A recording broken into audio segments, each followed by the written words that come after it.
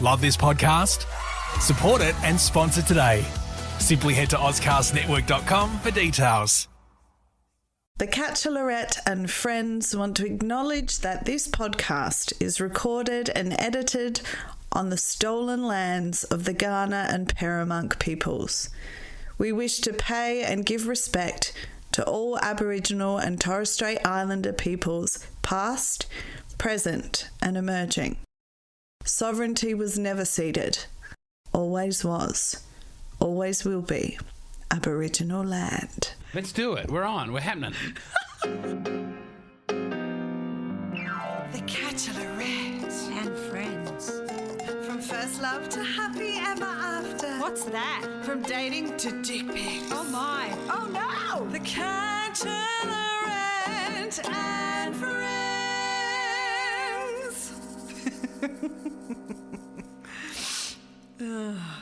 Oh, I love a good dick. You don't want to lose anything. No, you don't want to lose anything. Thank you so much for coming on, James. Thank you for having me. I'm looking for everybody's podcast to do, and I've been really disorganised previously. And how many listeners you got that I can tell about my boat podcast? I don't even know anymore. Do you not get the stats? I do, but I hardly look anymore. I can't stop. How long have you done this for? I started in 2020. Oh, okay. Yeah. This was a child of the plague. Is that correct? Yeah, it was because I lost all my tour. You were going to go to Thailand? Tour. Oh, yes. Yeah. Where were you going to tour? I was going to tour around Australia and overseas in 2020 with the Bachelorette. So, yes. You know how Did you get the regional tours? Were you going to do Alice? Yeah, I was going to do all the regional shit, and it all went to shit. So that's a good get if you get the money. If the regional people like you and they give you the money, yes, wonderful nice, stuff. But then it didn't. Good. I'm no, sorry. it didn't. It's life, hey, James. It's okay. That's all right. We'll revamp the show. We'll have it on We'll have a Married at First Sight themed version for the current generation. What are the people watching now? Do you know? I don't even know. I rarely watch commercial TV, to be quite honest. You're all about the SBS. Actually, I am. That's not a word of a lie. SBS and ABC. Yep. Yeah. That's all. Mad as hell getting cancelled. It's crazy out in these streets. No, but seriously, I'm pulling back from touring. I'm not going to do that anymore. Yeah, right. Why is that? Because of the bambini? Yes. This growing family. Right. So many children. So many. How many? 50,000? I can't even talk about how many there are going to be soon yet. But a lot. But you know what I'm saying? Okay. So many. All right. Great. Yeah. Exciting. Very good. Exciting. Well, your sperm works. That's nice to know. Everyone keeps saying that Western men, that their cum is weak, but not mine. I'm shooting my shot. I'm getting it done. I dream of having weak sperm. Oh, really? Oh, my goodness. I started riding a bicycle. I'm wearing tight underpants. I'm standing by the microwave for hours at a time. I can't. It's this cold weather. It's no good for me and my beautiful, healthy sperm. Spend 6 hours in a hot tub daily. Well, you're being a good Catholic boy. Yes. Yeah. Contraception. Someone reached out to me because I mentioned on my podcast that the one product I would never do is condoms. Yes, right. Yeah, and someone Why said, is that? Oh, they suck. Why? Why? Yeah, come on, tell me about it, James. I think we all know. Number one, that visually disturbing. It's like it's just a clear balloon. It's not just a clear, but you can see there's something about the condom, the reservoir, the latex. Oh yeah, but I'm not paying attention to that. No, you've focused on your own pleasure. But let me tell you, the man is paying attention to the man. The man knows full well what's going on. Right. And it forms a barrier. This is beyond any, people shouldn't be having a non-procreative sex outside of marriage. So am I. Straight away. It forms a barrier between the man and the even the other man. Connection. Well, you want to be present, and it's an emotion. Women always talk about, he's guarded, he's not good at intimacy, he's not being well. When you have your intimate moment, what do you force him to do? Wrap a straitjacket around his most pure expression of self. Okay, but you're coming from a standpoint of you're in a loving marriage, so this is all the safe only time that someone good. Should be allowed to have sex. Yes, and even then, very specific ways that they should be allowed to have sex. What do you mean? What do you mean? P in V. Oh, no pulling out. Oh, okay. Every I thought time. you meant like positions. Oh no! I think like, so long as I haven't heard about this. I think so. Like, no, excuse me. I apologise. I don't want to scandalise anybody. I think once the male part is in the woman's part, go for your life, upside down, sideways. Right. Cool. There's only about 8 different ones, isn't there? I don't know. It's just there's the big four and then the big four backwards. I'm not sure. All right. Like, I've never counted them up, James, so I'm not quite sure about that. There's I that don't Indian know. book that's full of them. Oh, yeah, I've actually never flipped through the Kama Sutra. Oh, most of them are the same. Oh, what do you mean? Well, it'll be like girl on it's top, girl on okay. top with her legs crossed. Are they different ones, or is one just slightly more challenging? Sure. Okay. So, It's like people going, these released this many songs, but it's just the same song over again with a disco remix.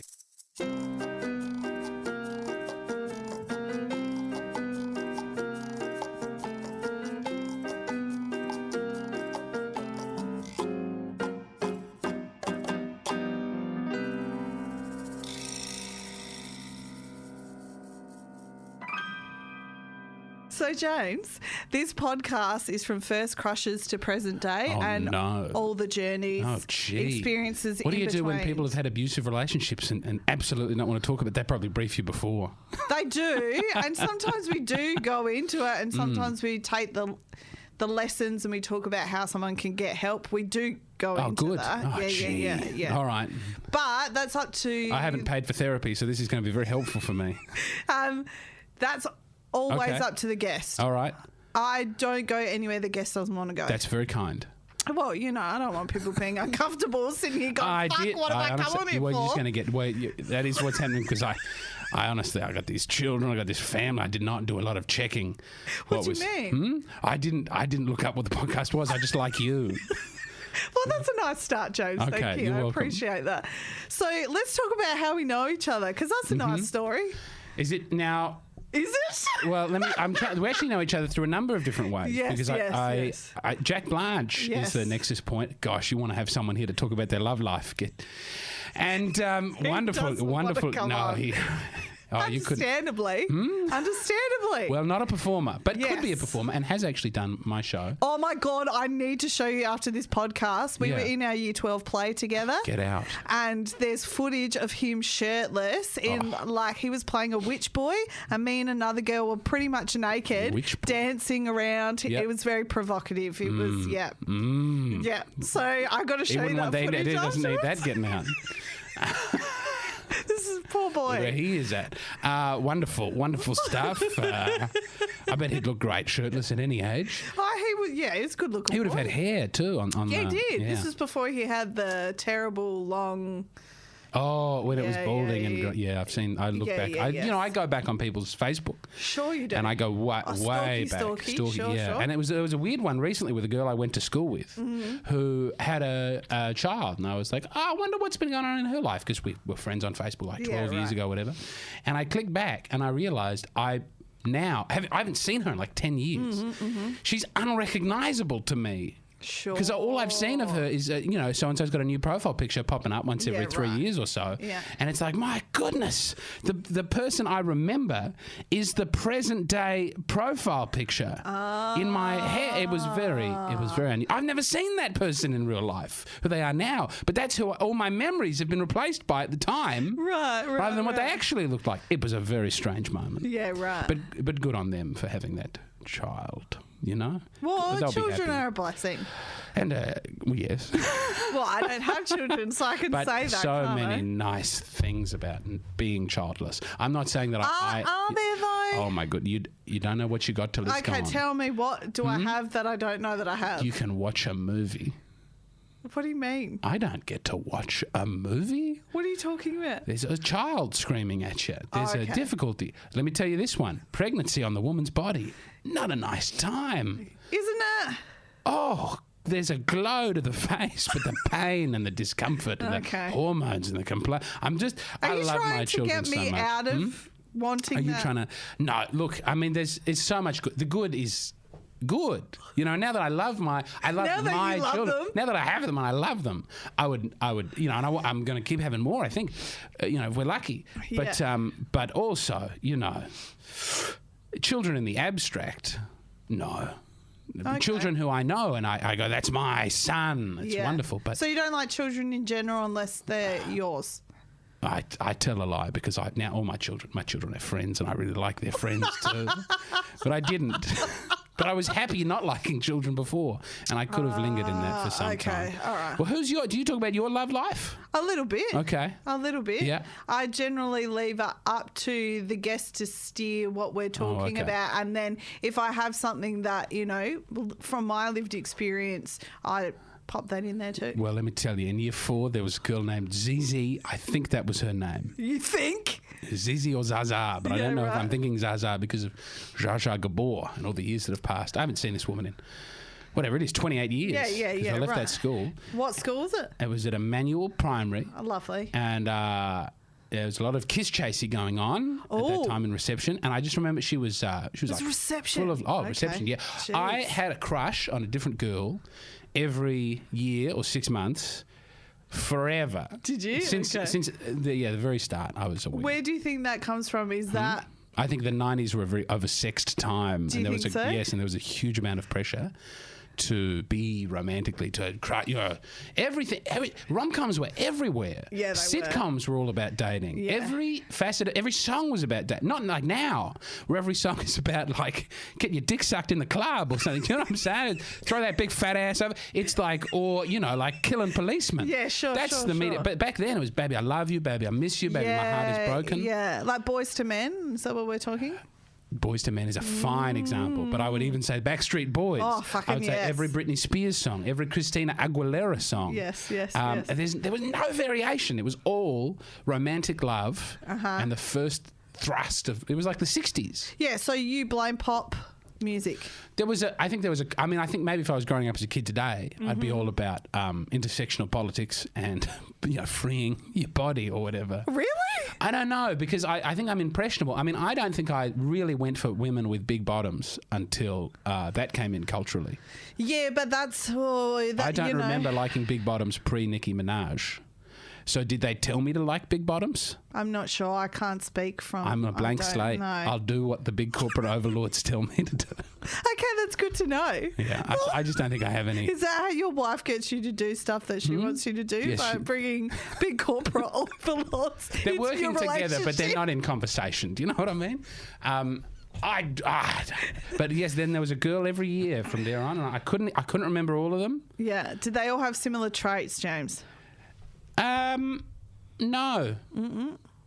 No, I remember at one point that the women I had dated, all their names started with one of the first 5 letters of the alphabet. Really? Yeah, I remember going, that's interesting. And then I dated an S and a T, and it you're was like, over. oh, just throwing that out the window. No, and actually, I started crushing on that girl with a Z, so I think I've done the whole alphabet. Okay, that's good. But I nothing, remember speaking of letters, of starting people's names, I remember I had it in my head as a teenager that boys starting with the letter J were bad news. Oh, we're no good. James Brown hitting his wife with a lead pipe, shooting at the car. Well, okay, probably other that's examples extreme. too. Yeah, Probably yeah, other examples too. sure. Jamiroquai. Every I don't member of know that him. band is a naughty person. Big weird hats. Bad news. Who was Jay in your life? Lots of Johns seem to be, Isn't John a good name though? Oh, John. Earthy. All right. it? It's on our list if I possible. think it's conservative. Well, as opposed to Jono. He's in a Nissan Pulsar having a good time. Not like John and his Jaguar. Do you know how hilarious that... Why, do you know a Jono and a Nissan Pulsar having a good time? My longest relationship was with a Jono, and we both had Nissan Pulsars at the same time when we started dating. We'll be talking about your relationships more than mine. That to me... That's fucking hilarious. It depends what you're looking for. If you are looking for just a day-to-day pleasantry, I'm sure Jono and to me a Nissan Pulsar would be to either have or to... You want a Volkswagen Golf type man, surely.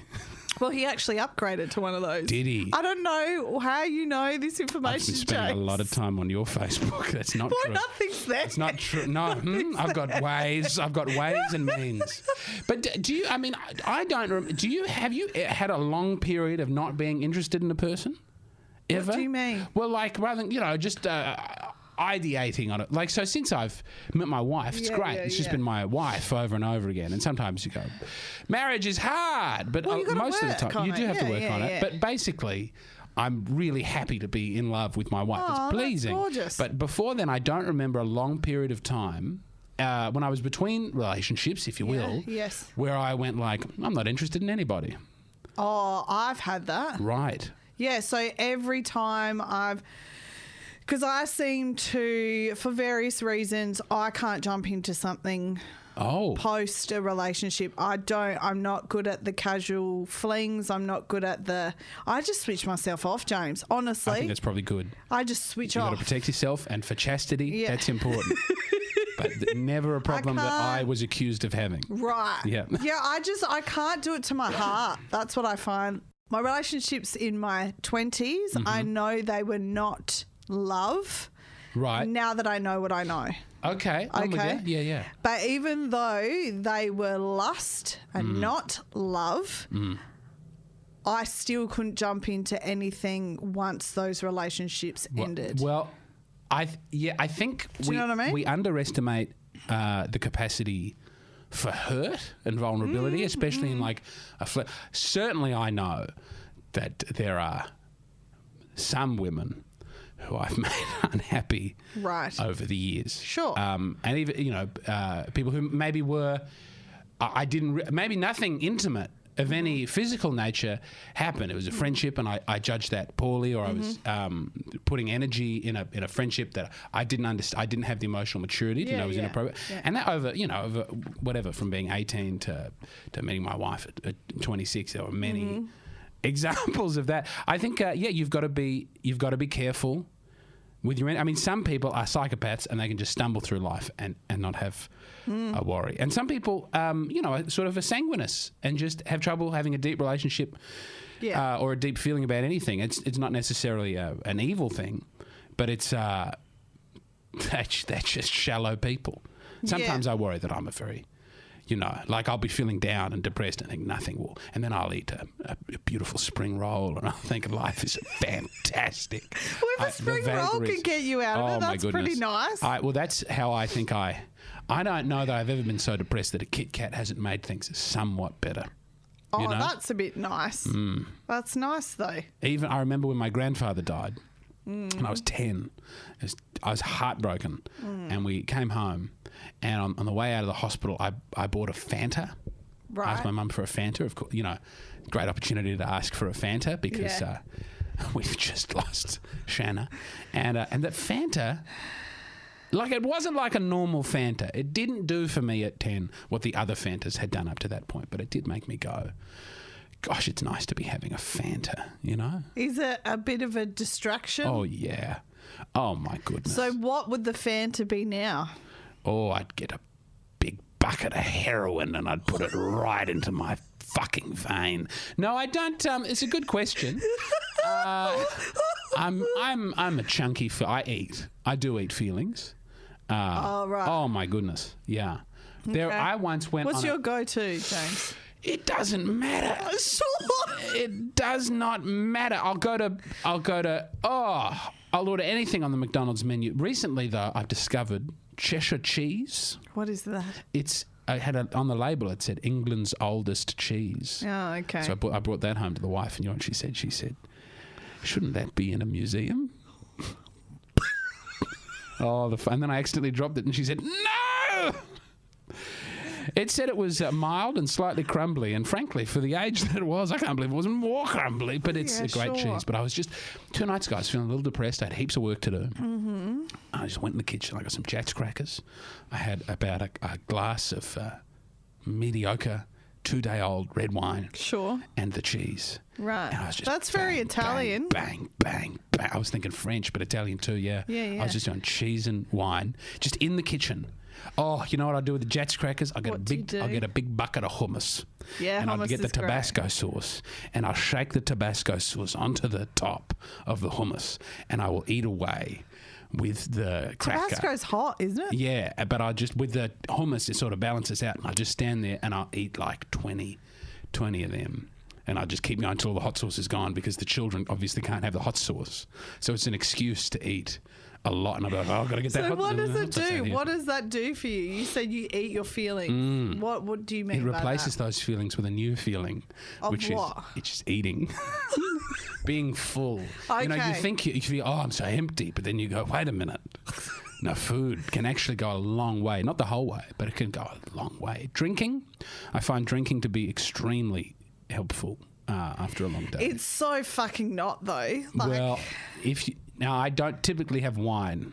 I find when I have wines, it's really not helpful because I get way too drunk and I feel terrible the next day. But if you're having beer, other than getting fat, it's so hard for me to physically drink more than 4. Really? I feel bubbly and unpleasant. Sure. So if I can just have 4 beers, I'm okay. But the problem also with Yeah. being a comedian is it's part of the culture of being a comedian. It is. But so much of the culture of being a comedian is also cocaine. Oh, is it? Well, in certain parts of the country. Sure. Lots of coke people.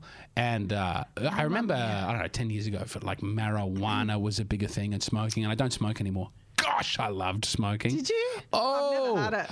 Start, just so you know. Nah, don't Just so think you know how hard it is to quit. Do you and know have what? empathy. I Yeah. think, smoking as in cigarettes or as in... Oh, I've never smoked a marijuana Yeah, I haven't cigarette either. because I'm afraid. But the That's what I cigarettes, thought you were no, talking about. no, never. Yuck, gross. I've never ban done it, kill them. No. But cigarettes, yeah. No, I'm a real. I don't think. I know some people who've had an ongoing relationship with marijuana over their lives, and they're doing fine. And some people who I go, that's. I think worse than booze. Everyone goes, marijuana is not a bigger problem. At least alcoholics have real stress, right? And maybe they take that on people around them physically. But they actually go, I want my life to do something, to be something. I'm going to place. I'm feeling bad. There's real highs and lows and drama in the alcoholic's life. But for the marijuana person, they Yeah, I've had friends really, growing up seeing... So I was, as a kid, as a teenager, as a baby, as a human that was younger, there was like different groups that I used to hang out with, and there was one group that were full of ethnic kids, right? And it was a few different schools that created this group. Like we were from a few different schools. Are you trying to describe a gang? It sounds like that's a gang. That's not fucking gang. A group of ethnic kids coming together from different schools. Why with does marijuana. that have to be a gang? I'm just saying. Why does that have to be a gang? If it was all Whitey McWhiteys. That would be a club. Yeah, see? Excuse me. see? Yeah, so there was I saw a few of those boys in that group. Their lives were ruined by... Like, they couldn't get up in the morning without having some. And then, unfortunately, subsequently, one of them has got severe mental health issues. That's why I never got into it, because my mother, I think, lied to me and said we had schizophrenia in the family. Right. So I think we actually had some post-traumatic depression. Postnatal depression, like one generation back. But she was like, every marijuana cigarette you smoke is a bullet in the gun of Russian roulette with your mental health. So I just stayed away from it. Yeah, well, look, your mum's a smart... Yeah. I will be lying to my children about Very that good. as well. Yeah. Oh, she is the most agnostic person. She's very is she strange. really? Yeah, she's not at all. She's not at all. But no, I was always I was afraid of it. Like, really did. Oh, so was I was a codeine person for a while. I love codeine. When I broke my back, same thing. Yep. And that's how, I just know. And I had a circumcision earlier in the year, and they gave me some How are you going with that? Mostly good. Yeah. It's better. I recommend people men and women. I recommend circumcision. It's lovely. I think it's a gift. It's like taking the mask off after a long day working in a hospitality job. Sure. But, I think codeine is probably a harsher, more physically unpleasant, more mind-altering drug when done in large doses with alcohol. But it's prescription. It's prescription. Yeah. Yes. Anyway, we don't have codeine. That's a nice thing my wife has done. She's gone this. We're just never having codeine in the house. Yeah, that's a smart decision. Very wise. Yeah. I think I remember there was the last time I took codeine would have been 2000, either 2009, 2010, something like that. 2009, when I broke my back. Yeah. And I remember the last time taking it, I was sitting on the couch at my parents' place, and my uncle was over, and he was talking to me, and then I remember feeling it hit. Yep. And then apparently I went off on all these strange tangents. And my parents and my uncle were sitting there going, what the fuck is she talking about? And they... Have you got the video? No. When they retold, because I couldn't remember. Like they were like, okay, Carla, so you were saying this and you were saying that. And I was like, I have absolutely no memory. Did you divulge any awful secrets about? No, not that I recall, but I was apparently talking some weird shit. I am sure that I've been better on stage while having codeine. There's a big relationship, mainly with rappers more than comedians. Sure. Of cough syrup. I think of Lil Wayne, whose best work, really, it must be said, his best work. And his brain rotted and people die. Yeah. Rest in peace, Pimp C. Double cupping. But there's a goodwill and a positivity that if it doesn't dip over into insanity and addiction, it's man, it's great. But again, it wasn't a huge problem for me. But I'm very glad that I. Drugs no good. No, what would be great is if I could try and fill any difficulty personally with exercise. That would be nice. I know people who can do that. Yeah, so do I. I've never been one of them. I used to be one of them. Oh, how? And what stopped it? And what got you into it? All right. This is real personal shit. Yep. So because I was, as a young kid, at about 5 is when I started my performing arts. Work, training, all that kind of Journey. stuff. Yeah, that word. And were you resisting Journey? Please come on. Yes, I was. I was very much resisting that word. So obviously as a dancer, there was high expectations on how you had to look. Yes. Okay. So from the age of about 15-ish, I started going to the gym as well as doing all the other training that I was doing.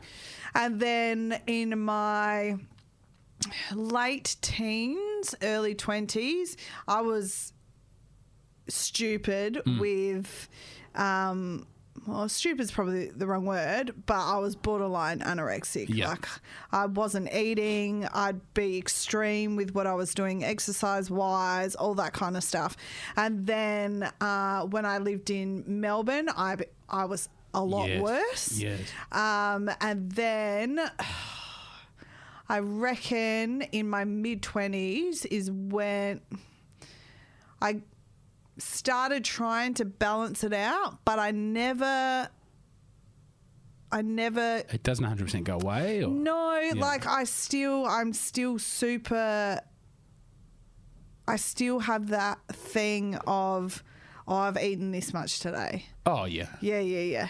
And I haven't ever seemed to be able to be balanced with the exercise. So, towards my late 20s, I went on I had to do hot yoga 6 times a week. And I did it for a long time. And fuck, my body was great. Yeah. And I felt pretty good because hot yoga, I enjoyed it. Yeah. But you can't sustain that shit. No, it's so hard because no one wants to get up. Like a part of you doesn't want to do exercise. Yeah. And then the body also breaks down at a certain point if you're doing too much exercise. Yeah. And if you do no exercise, you feel terrible. Yes, yeah. So I don't think there's any other than I can see why if you're a rich person, you just go, I'm outsourcing this to Julio. Yeah. And he's going to show up at my house for an hour a day and I'm going to do what he tells me to do. I would love that. But to try and have personal agency over what you're doing. And the other one is how, I've always struggled with my body image, but that is because I've always been fat. But you're not fat though, James. I can't sleep on my back. What do you mean? I try and sleep on my back and the fat on my neck prevents that from happening. I'm uncomfortable my gut is rubbing in a weird. I don't really care how I look. I dress in, look at my haircut. This is not. I was in when I was in year 4, appearance and the right clothes, and I got blonde tips. Which is as a red-headed person, blonde tips were real big at the time, and so I sympathise. But I'm far into the spectrum. Like how I look is not important to my happiness It's how you want to feel. physicality, getting up a stairs and being able to have a conversation with someone immediately after that conversation, that's Right. pretty good. That's Okay. nice, you know. That's all I want to be. And I Yeah. think, and also brain chemistry with exercise and just going, Oh, yeah. give me the dopamine. Yes, you know? yeah. I always feel heaps better afterwards. I've tried to. It's hard because something else that I'm finding really difficult Yeah. because of the pandemic, right, Yes. is I'm working much more doing things to sustain me whilst I'm still trying to get my things at the level that I want them to be at to sustain my life. You know what I mean?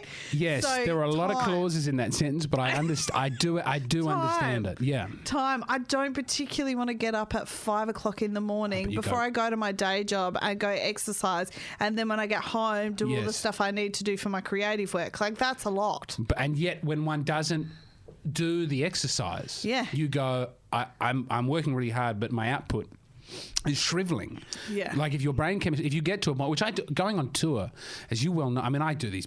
So I'll go away for 10 to 15 days sometimes. I've done it in Yeah. a couple of months. Yeah. But just to get as many, you cover the airfare, and then it's a lot of gigs at clubs, and I'm not a big enough name that I can get people to come out to necessarily see me for me, but I'm good enough that they'll put me on a club and pay me, a few $100 bucks. really nice. So I have to do that. But it's great, but I also have to work remotely on my other job during the day. So I'll be working during the day and gigging at night, and It's exhausting. if I can get up and go to the gym, go for a walk, go somewhere, just do something to go Yeah.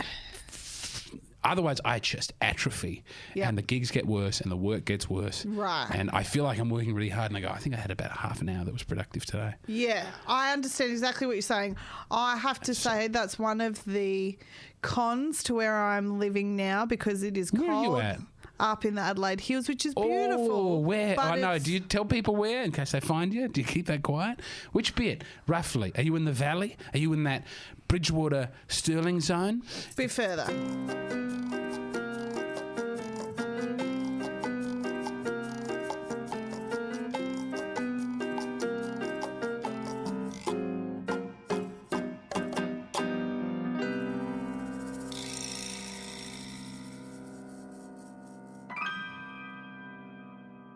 So dating. So, Danny, let's Sorry. get back on that. Let's get back on that. All right, let's start at your very first love interest, James. Like in general? Yeah. I don't know that there was anyone before I was 4. So Well, sure. the lady I mentioned before, Zizi, she's getting good. I hope she's all right. Don't know anything about her. And maybe it was only 3 months of just going like, hey, there's a girl. I think she had big hair. Big hair. That's interesting. I've very foggy memory. And then... So nothing happened there? Of four? course not.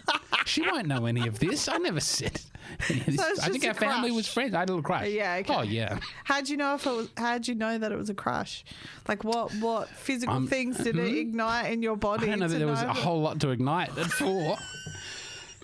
No, I don't remember my first erection, if that's what the question that you're asking. That's not the question. I don't That was not really the remember when it question. happened, but they did start I was happening at talking some about point. your That heart. was definitely true. Oh, well, I don't know. I mean, there's an interest the one has in a person. You know, Okay.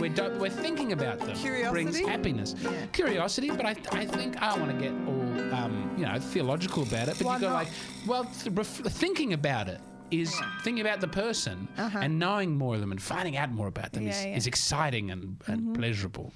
And of course, eventually you're in a relationship for a very long time, and you know those. You know, and then sometimes you find out that that's a problem. And then when you get into a toxic relationship, it's like everything I learn about you I hate, and you know what I mean. Like so, there's. Yeah. But I think so much of it is just whether or not like dopamine and serotonin are being released when thinking about a person. Okay, so we've got 4. We've established 4. What and there are happened definitely next? men in my life in a non-sexual context where I've that gone you like, love. what a fascinating person. I just Yeah. want to know everything there is to know. That's like you and Jack, yeah. I love every little fact I get about Jack is a gift, you know? It's a delight. Little revelations. And then, let me think. I had a girlfriend in high school. We Sure. dated very, very briefly. What's briefly? Oh, weeks. Oh, but okay, it was sure. like a big emotional build-up to it. And then I just keep hitting the microphone. It's okay. And then a big emotional rundown. And then What year? 2007, 2008. Yeah, but what year were you in? Oh, I was year 11, year 12. Oh, so I that's had when an you get serious. extremely late puberty. My voice didn't break until late year 10. Sure. Yeah, I was the oldest soprano the boys' choir had ever had. Oh, that's nice. Oh, it was beautiful. I could, even today, the falsetto, very strong. Excellent. But then, then there's a chasm. Do you think, though, that people who, do you think people should ever reflect on the past and their previous romantic Then how encounter? do you learn? How do you learn not to repeat the same? Pain, I think. Pain is a big one. I think by even not thinking about it, not reflecting, you go, oh, I won't be doing that again. Whatever that is. I don't know. I'm always I look at it like this, okay? So the past I find a little bit difficult in that when I deconstruct it and go through it, not to bring it into my present. Okay. Do you know what I mean? Like Yes. not to carry that emotion and that whatever it is into the present and keep me stuck. Yeah? Yes. But what I do enjoy and what I find beneficial about deconstructing, reflecting on the past is how far I've come from that point, the lessons I've learned and what I'm grateful for. I wish I got any of that upon reflection in my life. really? Oh, I just Okay. think I'm exactly the same. Oh, and then I shit, go back and look James. at myself and I go, obviously, like, I was different. Like when I can see myself, I think I was different. But I feel no smarter. I feel no more wise. Right. But which is I that must a choice be, though? to not feel wise. You have to be. So you're saying I don't know that I'm sure one does develop, but I don't know how much personal agency we have over the way that we develop or how much our intellectual breakthroughs help that. I think trauma can change a person. yes. But otherwise, I think we're pretty much the same, and the same things Really? make us happy and sad. There are things that I go, I'm a bit scared to, or like coding, like we were discussing before.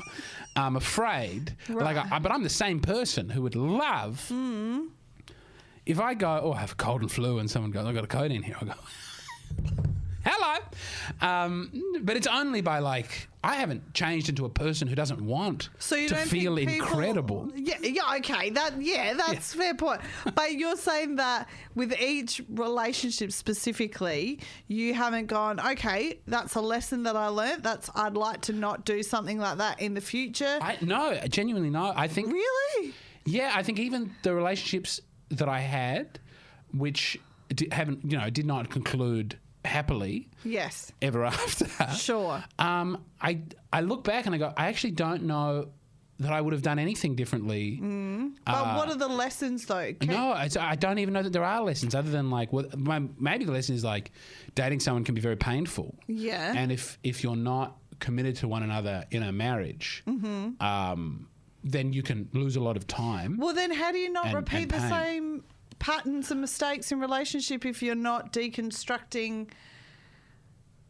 Well, I think within my current marriage, you address issues, right? But there is always the thought I think that the dynamic of a marriage is different to a relationship, in that even in the best dating relationship, if your money is sort of separate, if you live separately, if you don't have kids or a dog or whatever, there's always a part of you that can go is this fulfilling me, or should I go? Right. And when things go wrong or there's an argument, part of you, even seeing if you can work it out, is going but I could be alone, couldn't I? Or I could be with somebody else. So you're saying that that's not there when you are married? Well, I'm not even just married, because there are people who definitely aren't married who have that so many threads of their life connect, and together, it's certainly people with all of that. But when you're splitting up at that point or deciding to be out of it, you're not really just leaving that relationship. You're leaving so many of the interconnected parts of I'm going to fuck my money up. I'm going to have to move into a different house. I'm going to lose friends. And over longer relationships that have ended, those have been often some of the harder parts because you go, well, the relationship wasn't actually working, so I'm happy for this to not be a relationship anymore. But like maybe, I love this person's family. I love the people we get to hang out together. I mean, these are really hard things to move part for both parties, and also like I'm depriving them of my family, of my friends. Like there's the fabric of your life splits up. So, but I think, and this is why, to get Catholic for a minute. Yeah, I was waiting for it. Yeah, well, I held out for 55 and a half minutes. That sex so often leads to those connections in a person's life, and so sex, in that extent, is a very dangerous thing because it does bond you to a person and to all the things in their life. Not that it can't. You can, people can just have hot, alienating intercourse. A lot of rap songs about that, is my understanding. But I think, there is something about a real commitment. I think marriage is the safe legal framework around that to go like, there's not, you got your grandmother in the room and you told her that even if this lady was sick, I mean, there's something about standing in front of people you know and making a pledge that is, I think, important. And sacramentally, a marriage is like not there to make you happy, you're there to be saved by the other person, and they're there to save you. You're the mechanism. You're crucifying each other. You're each a cross. You make the other person suffer, but suffer in a way that is productive to your, ultimately becoming a saint, which is so different from am I happy in this relationship?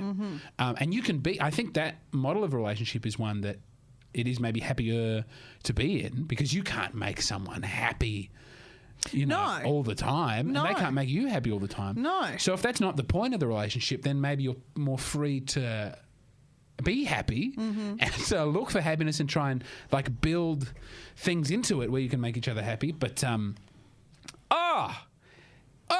I don't know. I'm rambling. No, you're allowed. No, don't you dare apologise. I'm trying to think. Yeah, there is something about dating which I think is harmful. Which dating, is did you say? Yeah, it has the potential to be harmful. Like I think there's a reason there's so many songs are about. Yeah, it's heartbreaking. And the way this podcast, exists and all these things is because. But even that thing of going, I'm mostly in this relationship, or like maybe I'm half in it and the other person's not mostly in. Unrequited love is very painful. All these things are so brutal, and I just think we should. So what's the solution then, James? The solution is what they do in Kyrgyzstan, which is the policy of wife abduction, where everyone is very chaste, and then you just lift a wife up, pop her in a van, and you live happily ever after. Oh, Obviously fuck no. A joke. Obviously, although I will say, I think it's Kyrgyzstan where they have a policy of wife abduction. It's a big cultural thing, and then the only sport they're really good at in the Olympics is women's wrestling because the women have gotten good at not being abducted. Yeah, it's shit. So grim. Great flag. I might be one of the other stags. Might be one of the other, Kazakhstan or something. Right. I think the answer is, and it's hard because I didn't practice this at all. This is not how I ended up in a happy long term. What do you mean thing. you didn't practice what? What I'm about to say. This was not how I got there. Sure. But I think the answer is being emotionally in control and chaste and happy with oneself and going, it's okay not to be in a relationship. Yep. And then if you do fall in love with somebody and they fall in love with you and you want to have that, is to then set up a very traditional marriage with, that's, I think. So within traditional marriage, is there the ability for people to be a good team and a partnership? Or are we talking about traditional marriage where the woman is subservient and the man dictates everything? No, I think that's a very unfair. That's what I'm asking. No, I think that's an unfair take on what a traditional marriage is, because I think work can't be symmetrical, or else you have a business partnership where you're both. And I've definitely known people who will be dating someone they go like, she's not bringing in enough money or something like that. Or like, she doesn't have the same work ethic that I have to build our business together. And you go, well, that's probably good, because if you not that you have to have children to have a marriage work. Some people are infertile, whatever, whatever, or they're too old, or they they can't have an erection. So many reasons. Yes, there's many options there. So many reasons. So that's not really part of it. But I think the natural end of sex is children, and the natural end of marriage is often sex. And it's good to have an asymmetrical. If there are children around, you need to be fulfilling different jobs in the team. Yeah. And it's not that one person is like dominating the other person or doing something against the will, but it's like in my family, at the moment, I'm making all the money. Yeah. And I would love it if my wife would make some of the money, because we are poor and we need money. But also, we have small children. Yes. And she is equipped to do things for those children that I am not. Yeah. She can, for one thing, make them and carry them. Like, Yes. in terms of the pregnancy, I can't take any of that load. Yeah. The breastfeeding, you can get that. It's not as good, the powder. Yeah. There's all these whims and issues, and then even then, the fact of having uninterrupted work. If you keep having children, Yes. it's like the only wage growth I've managed to have is when I've like gone really focused on one thing for a long period of time. And if my wife has the worst pregnancies. The morning sickness goes on and on and on. Another cesarean section, and it's terrifying because we love our children, but it's like that's a year and a half. Oh, sweetheart. You know what I mean? It's so bad. It's so hard. Oh, I'm sorry. That's not fun. No, it's it's very bad, and but it's a. But I know the point you're trying to say. Yeah. And love doesn't keep score, and there is, you can look at what you're doing and then what she's doing as you guys are still feeding into your emotional relationship bank, in inverted commas. Well, this thing about not keeping score is, I think, so vital. Yeah. And I was thinking about this the other day, about how there are definitely I see it. I mean, I look at other people's relationships and go, what are they doing that I'm not doing? But we can never know unless you're in the actual relationship. No, I think there are things that no matter the relationship you're in, that are sort of universal, that I think are just genuine red lines that you know. So like one thing I have is I don't think you should ever. You can. It's a fine line, but it's really when you have a problem with a personal relationship with somebody, it's very nice to bitch about that with other people. It really feels great. It's a wonderful, wonderful feeling. And I'm a big gossip and I love it, right? Love it. But I would never talk ill of my wife. Yep. And which is not to say some toxic thing of all the things that might annoy me that she'll do to me or annoy her. You can't discuss that or talk about it or work through that. Yeah. But you know internally the difference between of course. I need to discuss this with somebody because I'm going insane. Yes. Or I want the power that comes from slandering somebody. So I think no matter the relationship you're in, that's that's a must do thing. I don't know what the other ones are. Not keeping score. I like that you said that. Yeah, and I don't know why. Because there's something about... Yeah, people love the tit for tat. Yeah. I hate that. I've definitely done that.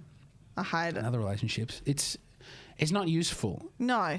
But sometimes when you can see the relationship falling apart, looking at the pros and cons and doing a breakdown of what one is contributing in comparison to the other collectively is helpful. Yeah, I mean, people can be a shit. People can be a big shit. Oh, people can be cunts, James. Yeah, they can. And I don't... I know that I work not selflessly. That's not the right term. With intention? Yeah. I'm trying to think because I don't want to... There's a difference between what I would say to myself and what my wife would say to me and what I would say to other people. Yeah. So I apologise. Okay, I see my wife working extremely selflessly for the marriage and tirelessly, and she's tremendous with the kids. Yeah. She's not to say I'm terrible with the kids. No, I think you'd be a hoot. But it's I love it. Let me think. How am I going to... It's okay. We can edit this bit out, James. No, you're very kind. You can leave it in. I think the thinking time may be fascinating to people. It's hard. It's hard to talk about. It's hard to there needs to be some. articulate. It's not like any other. It's not like a business relationship. A marriage. But I think we're so indoctrinated to see it as transactional and what am I getting out of this in comparison to the overall picture as a couple. All right, here's what I would say. I think this is how I can do it. And this is where I look at the people whose relationships where I go, I don't know how that relationship can last, and the relationship that I'm in where I go, I'm not like I don't take anything for granted, but I know what we're willing to do to one another. Yeah. So all through uni and beyond to now, it's a very Adelaide problem where you go, someone's going to move away. And it might be someone's moving away in 6 months or a year or 2 years or 4 years or 5, whatever amount of time. Whatever it is. But there's some terminus on the relationship where you go, that's going to be a crossroads, and we'll just sort of enjoy spending time together and killing time until it happens. And then deal with it when and then we'll deal with it when it happens. And it might be someone moving away. It might be something. There are a number of things that might happen in a person's life where you go, this relationship is conditional until that point. So when I met my now wife, she's from New Zealand and she was in Melbourne. And so when we dated long distance for a while with her, so she had gone from New Zealand to Melbourne, and we dated, me in Adelaide and her in Melbourne for a while, and she moved to Adelaide to live with me, which is like on paper, terrible move. Bad move. Terrible move. Like, if you want a career, if you want nightlife, whatever. We had a great apartment on Rundle Street. I was working for Rip It Up. It was great. Awesome. And she was here for a few months, and things were top notch. And we were going, Rip It Up folded, and I lost my job. Yeah. And we were desperately looking for somewhere else that I could work, but I would look up like writer jobs in Adelaide. Zero, nothing. Yes, correct. And remote work was not there at the time. Yes. And I all I had was my BA and the stand up, and I also couldn't make money on the stand up at the time. It wasn't great. So we decided together, because the one job that I got was working for Pedestrian in Sydney. Which is a huge, incredible job. So we moved to Sydney together. We just made that sacrifice to go to Yeah, I Sydney. didn't know you did that. Well, we lived in Darlinghurst in a tiny apartment. You've never been to Sydney? Oh, it's delightful. I have. I was saying I haven't followed your life's journey. I don't know how to keep this story exciting. I had an incredible job. Yes. Huge amount of money. I was doing great in the comedy scene. I was immediately writing for a thing that became a TV show. Oh, wow. And I was working with other people. You couldn't have asked for a better 6 months. Personal tragedy befell my wife, now wife. Yeah. And we decided, along with other things in our life, that I would just, and we'd accrued a large amount of debt because I was making good money, that I would quit my job and we'd leave Sydney and we'd come back to Adelaide because she didn't want to go back to New Zealand at that time, so that we could be with my family who would look after her. And so she had made sacrifices, first of all, not living in New Zealand, and then later not wanting to go back and wanting to have the relationship with me. I gave up, a really enjoyable place and things in Sydney. I was just like, fuck it, I'll figure it out later, and we'll figure out how to make money. And we lived with my parents through a really emotionally difficult time for ages. And then we moved in with a friend, and I got like some little dinky radio job here, and we managed to like sort of build up again. And then it's like we moved to Melbourne after that, and we had children. Although we had our first child by that point, and that was really, really hard. When did you do that? Like 3 years ago, we moved to Melbourne, and then after a year and a half, really hard move. To go to Melbourne with a baby. And then the pandemic's hit and we moved back just to avoid the lockdown. And then so we came back to Adelaide, and that's where we are now and raising a family and just trying to make it work, where I'm working like 18-hour days, sometimes writing copy and doing that during the day while I'm doing comedy at night. And she's having these terrible pregnancies. And then we've got to get... All of which is to say, like, I'm trying not to give that's my bare bones, a resume of like moving to city to city to city to city to city. Terrible. I wouldn't wish it on anybody. That sort of regimen. But I know what I've sacrificed for her, and she knows that, and I know what she sacrificed for me, and vice versa. And that at every step, it has been not what would be nice for my career, what would be nice for people for me to be around. These are not the questions that I am operating on, and not that it's like what's best for our relationship, and where can we be good to and for each other. Nice, and sometimes, James. well, it's not. But sometimes it's like they coincide, where it's like I can't provide for a small. When we moved to Melbourne, my panic was I was like I can't provide for a young family in Adelaide. I just don't. I am trying to find a job. Could not be more different, those considerations to this idea, which I find really like, I have nothing but sympathy for people who are in this situation of like, we're together for 4 months and then we're going to figure out, and I'm trying not to think about it. Like, I couldn't be in that position. I couldn't have that. I have to go, how are we making this work? What are we going to do? But do you think it's because a lot of the time the mindset seems to be... There seems to be a thing with dating, and this is partly why I don't like dating, is everyone is so disposable. Yes, yeah. And just to... Both of our lives, my wife and I, our lives would have been much easier had we broken up. Like, just on paper, in terms of stresses and moves and finances, like, nothing on paper. You know, when we've had children, is nutty. Like, she was pregnant and I had no job and we were living off our wedding money while I was writing these articles for $6. Shit. It's kooky. It's like loopy. But it was also the best and the right thing to do because we love each other. Correct. I was just going to say that, yeah. Like, if we didn't love each other a then great it'd deal. be what the fuck's the point? Yeah. But then also if we didn't do those things, you wouldn't have the love in the same... Like, you've got... Because you'd be broken up or you'd resent the other person or something. Like, if you're not both giving selflessly on some level all the time, and part of that can be looking after yourself enough so that you're able to keep... Correct. Giving selflessly. Correct. Being able to go... And my wife is finally getting a little better at this, but being like, I'm going to bed now. You're looking after the kids for this amount of time. Or like... Or she'll come... And you get better at knowing in yourself, being like... She'll go like, okay, in the next 3 days, if I don't have a day to myself, we're in trouble. And I go, okay. We'll move things around and make this happen. Oh, that's good. And me, I had a breakdown this morning. Like, I had a real snap this morning. I was in bed. James. No, it's fine. It's good. But I could tell it was coming. And then but you've got to look after yourself. Keep touching it. Keep touching the mic. You've got to look after yourself to look after the other person. That's right. But that is also, that feels... like, that is what love is. Love is kind and giving and thoughtful. And but it's also not something you need if you don't have it. Romantic love with another person.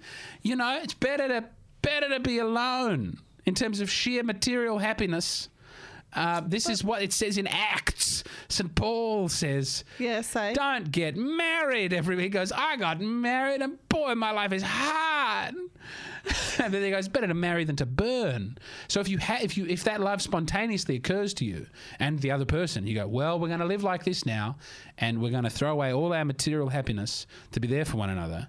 Great, go for it. You don't have a choice. You'll be less happy otherwise. But if you don't have it, you know, just thank goodness that you can do what you want with the day. Yeah. Is that comforting? No, not at all. Not fucking at all. Not at all, James. No. Not at all. I'm sorry. So how did you propose to your wife? We went to New Zealand. Uh-huh. Yeah, and I gave her a ring. So that was it. Well, there was no song and dance like all the... No, I did it while we were in New Zealand. That's cool. We were in Dunedin. I tried to take her to a butterfly exhibition that was at the museum. And I just thought there'd be a big room full of butterflies. It seemed really cool. But then they were closed when we got there and I hadn't looked it up. Good pre-planning. And the only exhibition that was open was a robot dinosaur. Did you go to that instead? No, I walked out and I took her to some nice steps. I was just looking for a place to walk around. And also she... Did she know it was coming? No. Something like this was coming at some point, but the timing of it was... She didn't know that that's what we were there to do. Oh, okay. And also she had... Did you throw her off? Oh, she was very keen. She was, I think... Well, like, she had dyed... Her mum had pink hair at that time and had a shampoo that made your hair remain pink. Yeah, sure. But she didn't know that was the shampoo, and so she'd used it. So she had brown hair, but she'd used this hair pinkening shampoo that morning. And so she had like a really weird half purple, streaky weird hair that day. Yeah. And then so I've got this like ring in my pocket, and I've been carrying it around for like a couple of weeks because we went on holiday, and I also wanted to do it there so I could ask her mum.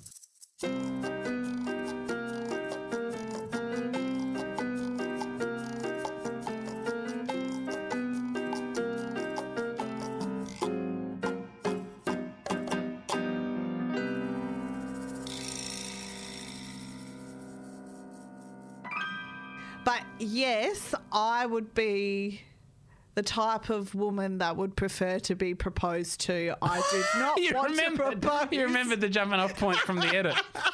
You won't know this, listener, but about 7 minutes of stuff was said that's not making the pod. And I think good.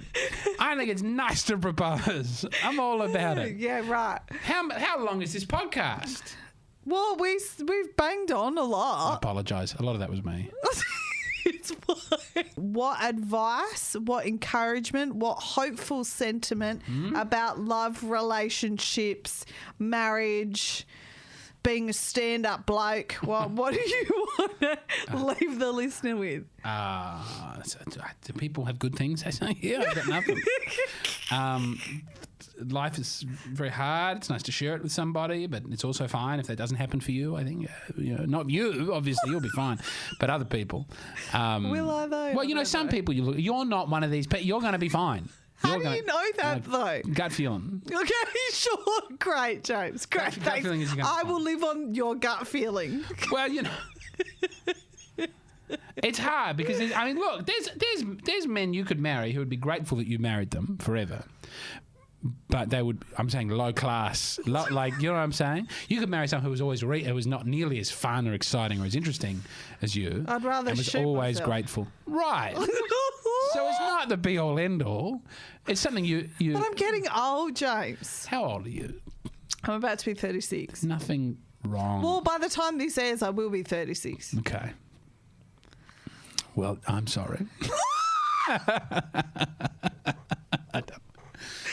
Exactly. 36 is the new 52. We're going backwards. Woohoo. Let's talk about convents. Let's talk about nuns. Are they happy? Great outfits, I don't know. serving the community. I thought I was going to be a nun at some stage when I was a kid. Maybe that's on the table. I don't want to do that anymore. Why not? Great outfits, flying about, guitars, fighting Nazis. I'd have Von to give Trapp. up. I'd have to give up my cabaret career, and I'm not willing Would you to do that. I don't know that you would. What nuns are on the cabaret you could circuit, definitely do James? cabaret as a nun. Now, maybe the any striptease elements. Oh, of the I act might have to don't. I come in. don't cross over to burlesque. Well, then I think you'd be absolutely fine. I do show cleavage though. Well, you might want to, Rethink that. well, that would be a personal choice, and that would be, I don't personally mind, obviously, but I think as you develop in your spiritual journey, certain things may be more and less comfortable. But you could definitely, perform. So you're telling me I need to go be a nun? I'm not saying need to. I'm not saying need. What's going to happen to my dogs? You could probably take them with you. I don't see why you couldn't have dogs at the convent. What would be wrong with having dogs as a nun? I don't know. Yeah. I don't know. I mean, isn't there something beautiful about the religious life? And you get to just wake up together, pray, sing, work in a field, teach in a school. I have nothing against all that, but I think I would like to leave the opportunity open to matrimony and childbearing. Great. So I don't think I could be a nun, James. But it's hard work, this marriage, this childbearing, But I'm pretty resilient. Okay. I'm pretty resilient. I think it's important not to want it in the abstract. It's definitely not in the abstract. Do you know what I mean? Going. I don't have an unrealistic expectation of that being a fairy tale ending to my life. Yeah. I know that relationships are hard work. Most of my working career has been, my day jobs have been working with children, So you youth work, know about child kids. care, teaching. I know it's different being a parent. I totally understand Come that. down to Latin Mass. We got so many single men looking for a wife. Jack's tried that a couple times. Have you come down? No. Come on down. Oh, actually, I've come down once years ago Okay. at the Edwardstown one. Oh, no. Oh, no. Where never Jack sang a hymn. Oh, no, we don't let Jack sing any hymns. Lovely voice. Actually hits all the notes perfectly. Yeah, he does. But we don't want that. You should honestly come to so many eligible men. I don't think they would handle me.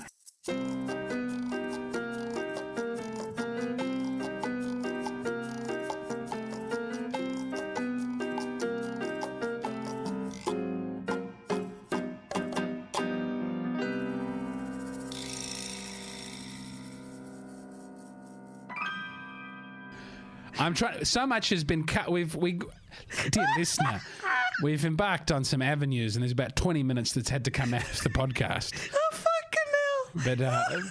But I just want to let you know what I've been saying was extremely funny, and it's gonna work out for you one way or another. I know that, and I pray for you, and I hope you pray for me. Or another, yes. Yeah. God bless you. God keep you. Thank you, James. I think this is a nice abrupt end for the podcast, and I just want everybody out there to know life is beautiful. That's my tip. The Catchalorette with friends near and far, from heartache to catfish and sex toys. The Catchalorette and friends. See you next time if you dare.